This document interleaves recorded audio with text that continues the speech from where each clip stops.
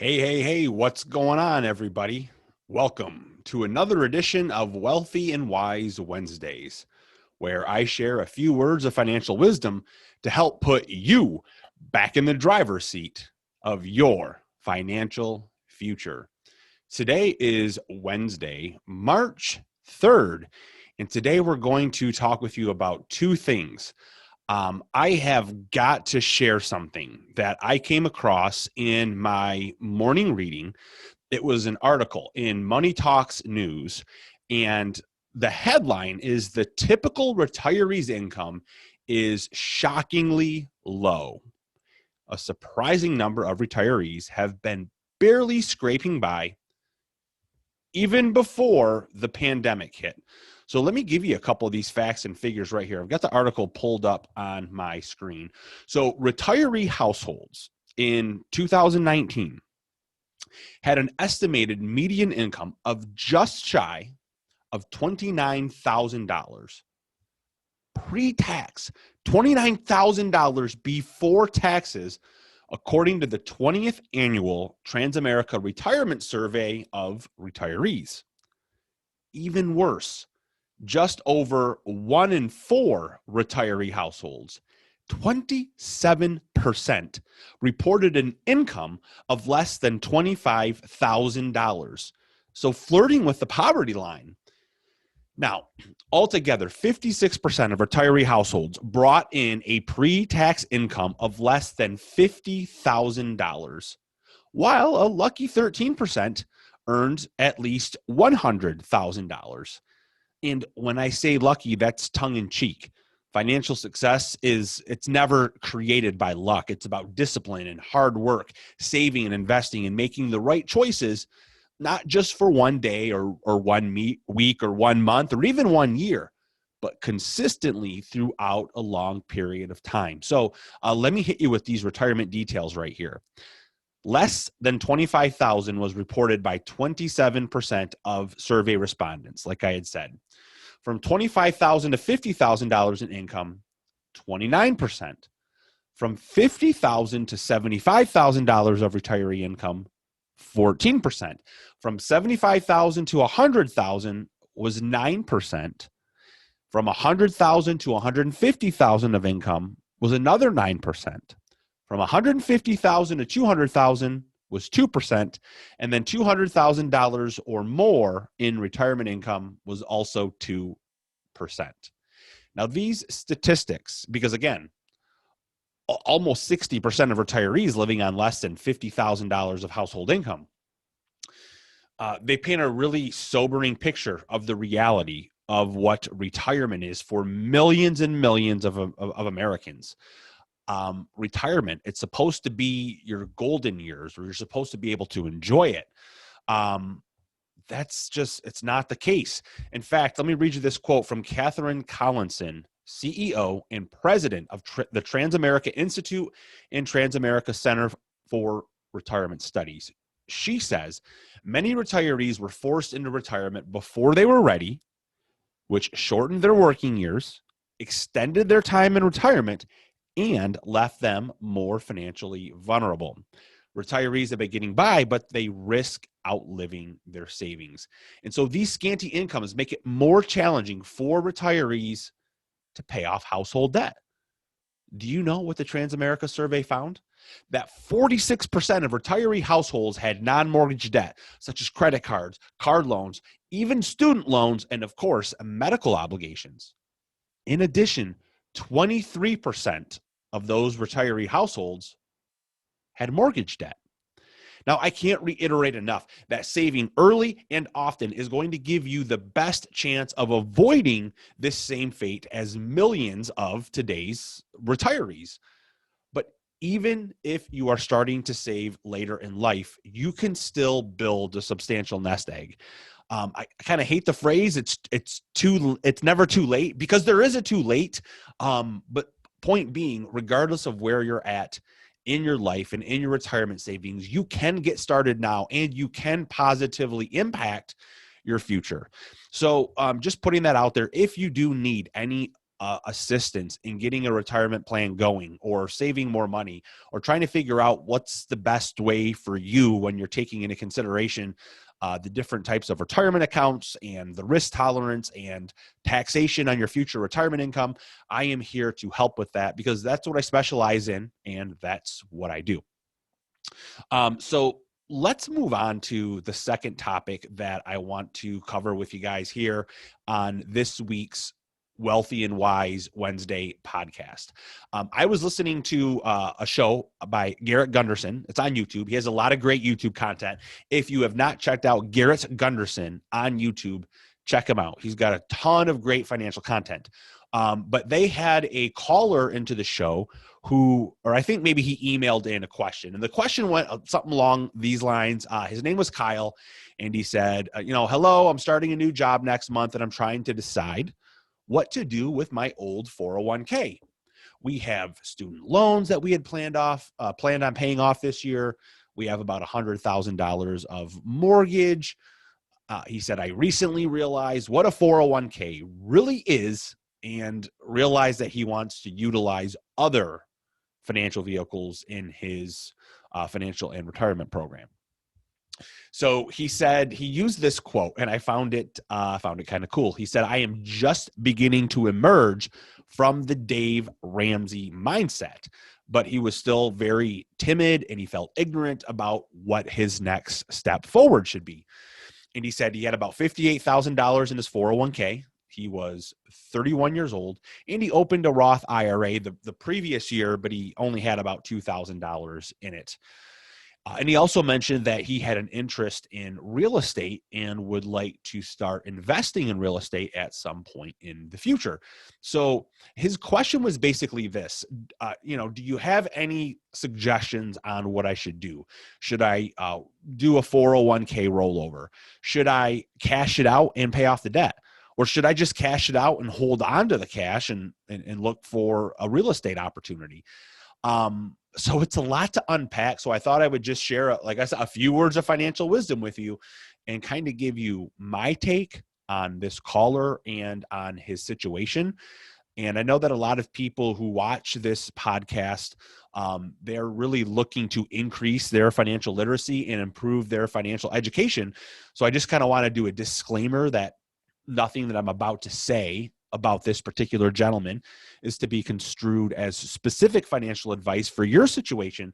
I'm just going to kind of go through some educational concepts about what are some of the things that he could do in the mindset that he may have, because there's probably a lot of people watching this on social media or through my email newsletter that maybe they're in their early to mid 30s and they have an old 401k and they're wondering what to do with it. So, let's start here. With an old 401k, you could always roll it over, okay? When you're no longer at your job, you can roll that over into a personal IRA or into a self-directed IRA. Now, you could invest the IRA in real estate. He had mentioned he had some desire to start investing in real estate, but I would give you a few words of caution on that, because when you buy physical real estate, you can depreciate it for tax purposes, like rental real estate. You get tax advantages, but once that real estate is within an IRA, guess what? Should you roll your 401k over and you buy real estate within your IRA, you don't get that rental depreciation anymore. You lose a lot of those tax advantages. Plus, real estate is a capital gains appreciating asset. And so at the time that this podcast is being recorded, the three capital gains tax rates are either 0% or 15% or 20%. But within an IRA, when you withdraw money, that's taxed as ordinary income. And the top ordinary income tax rate right now is 37%. So there's definitely some tax disadvantages why you may not want to hold your real estate within a personal IRA. So even though you can acquire it in your IRA, you may not want to. Now, when it comes to his loans, because he said that he had some debt and he was considering cashing out the 401k to help him pay off some debt. you've got to look at your 401k. How is it performing? How well is it doing? Do you think it can continue to perform that way? How do you feel about that performance and whether you think it's going to keep going like that? And then think about those loans and how often do those debts keep you up at night, or frustrate you, or that you're maybe paying more in interest than you're making on your investments, right? So let me say that again. Maybe you're paying more in interest on your loans than you're making on your investments. So yes, you could cash out that retirement plan, but understand that if you do that, you're going to have to pay the income tax, and that if you're younger than 59 and a half, you're likely going to pay a 10% IRS penalty as well. But at the end of the day, it's the cost of money, which we talk about a lot. What can you earn versus what do you pay? So if you are paying more in interest than what you're earning, why don't you pay it off? Why don't you cash it out and pay it off? Okay. Or conversely, maybe you're paying a really low interest rate and you have good cash flow and you're really comfortable with where you're investing your money, then you can do some things.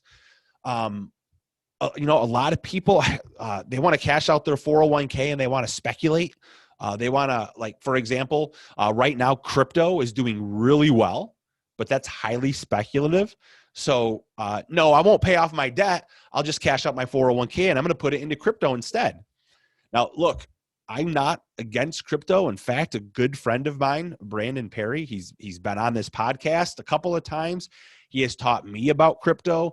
I have started investing in Bitcoin, but that's more speculative. I would never advise somebody to cash out their 401k and put it into Bitcoin, hoping that Bitcoin's going to go to $100,000 in the next 6 months. Okay. Something else speculative, trying to invest in real estate, like physical real estate, before you truly understand it. So what I would say is to invest in your real estate education first. Invest in real estate knowledge to make sure that you know what you're doing, that you understand how to analyze properties, that you're not doing things incorrectly, that you know how to do the due diligence, what numbers you're looking for, what your exit strategies are, what options do you have if the economy changes. So that's what I'm talking about, investing into your skill set and into your knowledge before jumping into these types of investments.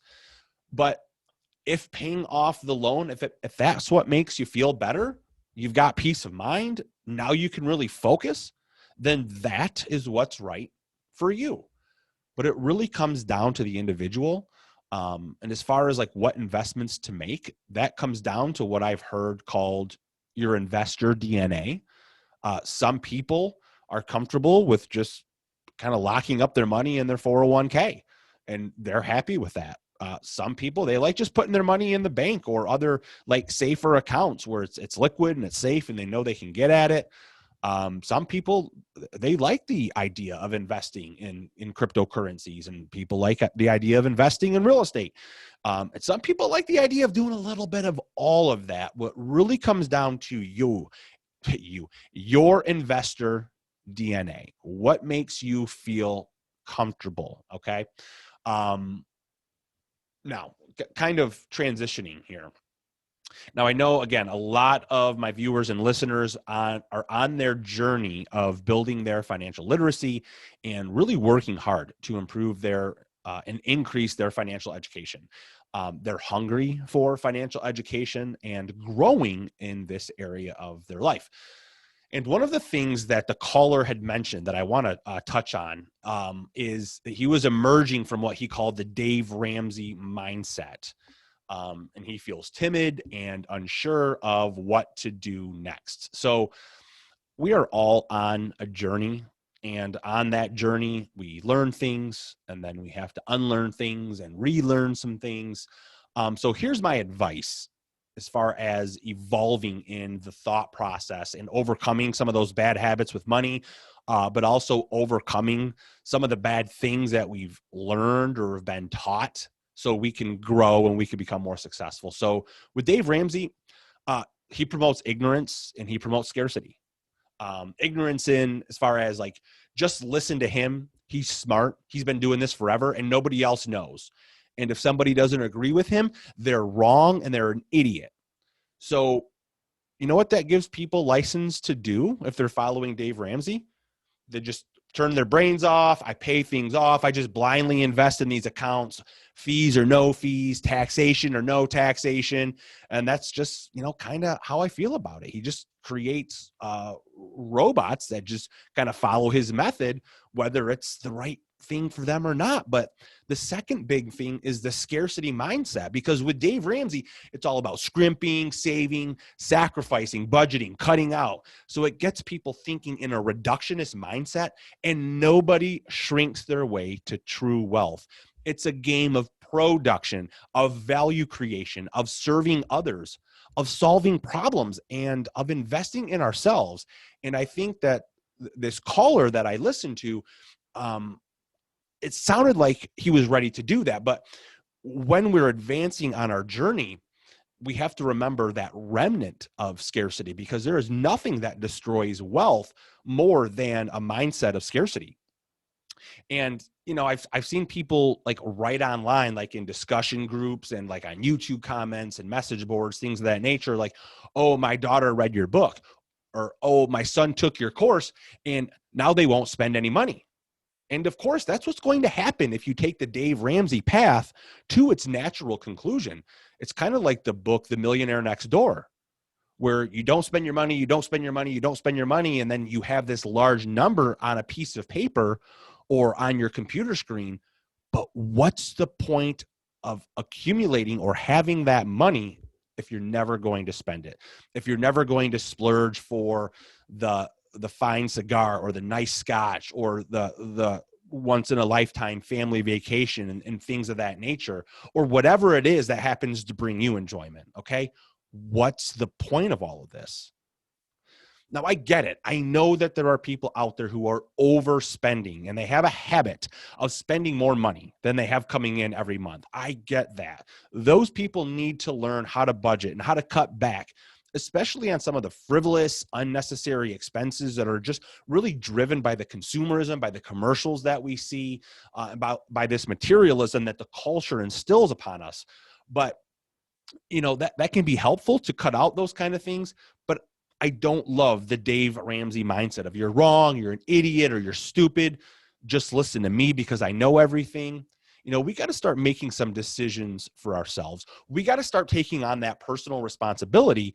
And in order to do that, in order to be more abundant, it's about daily rituals. It's about gratitude. It's about association with other people who will positively challenge us, who will support you, and they want to see you succeed. It's about ongoing personal development, like working on our skill set. And a lot of that are like the soft skills, things like emotional intelligence, communication skills, creatively thinking so we can solve problems, and serving others so we can break free from this mold of scarcity.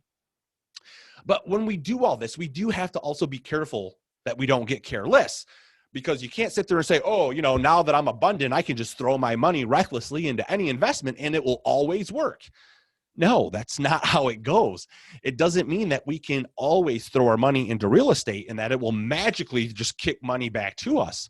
We still have to be really intelligent about it. And that's why having an ongoing financial education and an ongoing personal development program can be so valuable to you as a person.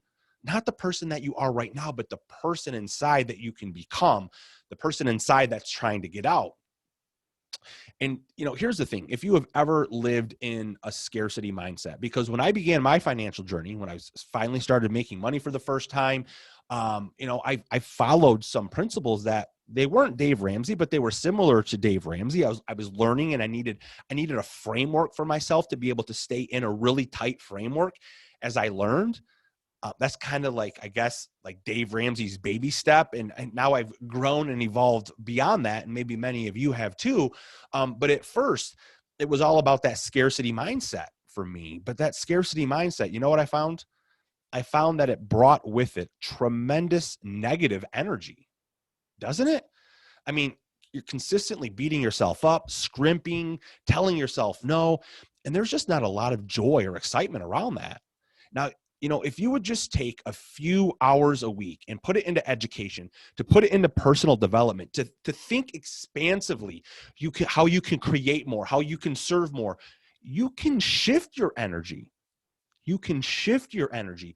If you want to become a more abundant person, how to expand, think about and pay attention to the energy that surrounds you with a certain activity, or that's the energy that surrounds you with a certain habit.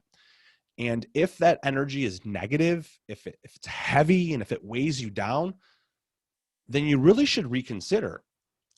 You really should reconsider and think to yourself, what can I do to become a more expansive, open-minded, open-hearted, more abundant thinking person? A more abundant thinking person. And when you start changing some of those habits, you'll notice your energy, it's going to elevate, and your mind will be open on how you can contribute in greater ways. And God will lead you down that path that will increase you, everything about you. But financially speaking, that will increase your income, increase your earning potential, and increase the power of your investments. So ultimately, you can live the life that you love. Well, that's all we've got time for today. And that's my rant. As always, thanks for listening.